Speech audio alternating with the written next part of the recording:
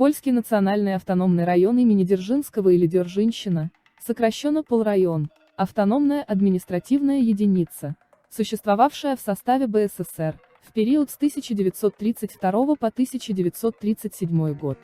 Во второй половине 1920-х, первой половине 1930-х руководство Советского Союза проводило политику коренизации, в ходе которой в стране был образован ряд автономных областей и районов, в том числе два польских, имени Дзержинского в составе Белорусской ССР и имени Мархлевского в составе Украинской.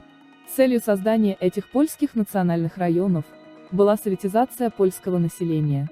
Польский национальный район имени Дзержинского был образован 15 марта 1932 года в составе Белорусской ССР, около тогдашней границы СССР с Польшей. Территория национального района составляла 1000 квадратных километров, население около 44 тысяч человек. Центром района стал город Койданово, который в связи с созданием автономии был переименован в Дзержинск. Название район получил в честь Феликса Дзержинского, создателя ВЧК, Всероссийской чрезвычайной комиссии.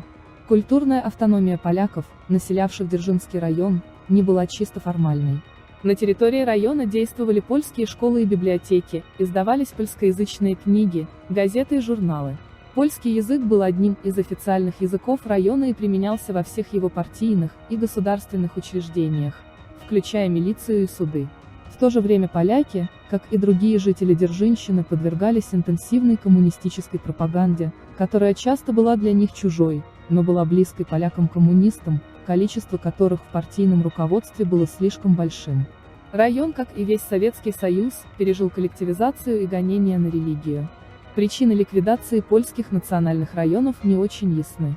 Возможно, это связано с тем, что Сталин изменил свои планы относительно судьбы Польши и не хотел иметь в Советском Союзе польских административных единиц. Возможно, поляки слишком трудно поддавались советизации. Так или иначе, вслед за районом имени Мархлевского, ликвидированным в 1935, в 1937 году был ликвидирован район имени Дзержинского.